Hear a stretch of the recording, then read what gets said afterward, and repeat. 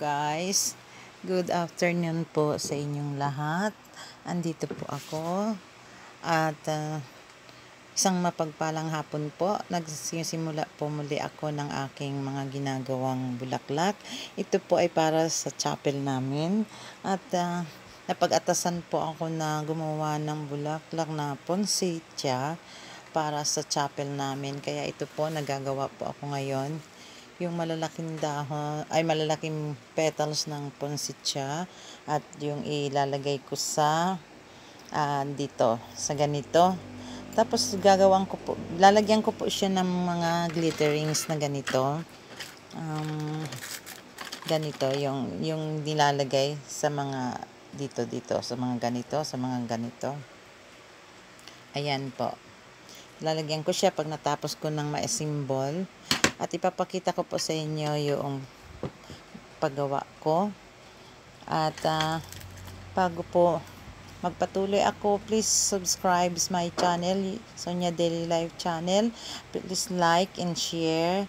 At mag-comment po kayo kung ano po ang dapat ko pang iayos sa aking channel, sa aking YouTube channel. At nagpapasalamat po ako sa mga viewers, silent viewers at mga subscribers ko. At patuloy ko pong hinihiling na iangat niyo po ang aking YouTube channel dahil ito po ay isang malaking biyaya at pagpapala dahil gusto ko pong tumulong sa mga seniors na hindi na po kaya talagang makabili ng gamot. Ganon din po yung mga batang hindi na po nakakapasok ng pag-aaral, makatulong man lang po sa mga gamit sa eskwelahan.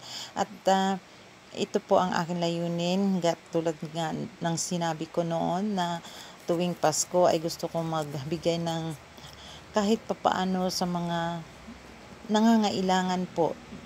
Isa na po yun na parang charity, ganun po. At hinihiling ko lamang po sa inyo ay patuloy niyo po akong i-subscribe at i-share niyo po ang aking YouTube channel na magkaroon po ako ng maraming subscribers at viewers. Yun po lang ang kailangan ko at patuloy po nilang takilikin kahit hindi po maganda ang aking paggagawa ng mga videos. Ito po ay talagang natural ko dahil araw-araw po kong ginagawa sa aking buhay ay ganito lamang po. Kaya isa po akong baguhan sa YouTube channel. Kaya hinihiling ko po ang inyong suporta na umabot pa sa higit pa ang subscriber ko. Hindi lamang po sa 1,200. Makaabot man lang po ako ngayong taong ito ng 2025 ng nasa 10,000 or 15,000 subscribers at ang mga viewers po dahil yun po ang aking kailangan. Nawa po samahan niyo ako hanggang sa matapos ang videong ito at tangkilikin niyo po ang aking video. Watch and share, subscribe and likes. Thank you po sa mga comment ninyo na inaasahan ko po. Maraming salamat po. Ito po yung aking mga ribbon na aking gagawin pa. Ayan po.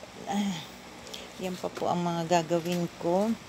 At meron po akong tinapos na 2 pirasong ilalagay sa wedding na regalo. Pinagawa po sa akin kasi ilalagay niya doon sa regalo niya. Ayan po. At ito pa rin po ang isa. So sa maliliit na mga ginagawa ko pong ito ay at least kumikita po ako kahit pa paano para po may pagkitahan ako. At meron po ako ma-share sa mga taong nangangailangan. Kaya yan po ang aking hinihiling sa inyo. At ganun din po, meron pa rin pong sa akin. Ito pa mga sample ko na ginagawa. Ayan. At ito pa rin po. Yan po. Mga ginagawa ko po yan. Ayan. Ayan. Ayan. At meron po rin pa akong tapos na standby po ito dahil hindi pa po kinukuha. Order po ito. Ayan po ang mga roses. Fuchsia pink, golden yellow, at saka yung dark pink. Sorry po. Dark pink. Ayan po. Ayan, golden yellow at fuchsia. So, yan po ang pinagkakabalan ko ngayon at advance Merry Christmas po sa ating lahat. At sana tangkilikin niyo po ako hanggang sa susunod na taon po ako'y i-subscribe niyo at bigyan niyo po ako ng maraming subscribers at viewers na pinapanood ang aking simpleng YouTube channel. Salamat po sa inyong lahat at maasahan niyo po nagagawa pa rin po ako ng meron pa po akong gagawin ng mga garlands na order sa akin, kaya yun po ang susunod kong project sa paggawa ng garlands. Maraming salamat po. God bless you po. Please subscribe, share, and like. Thank you so much. I love you all.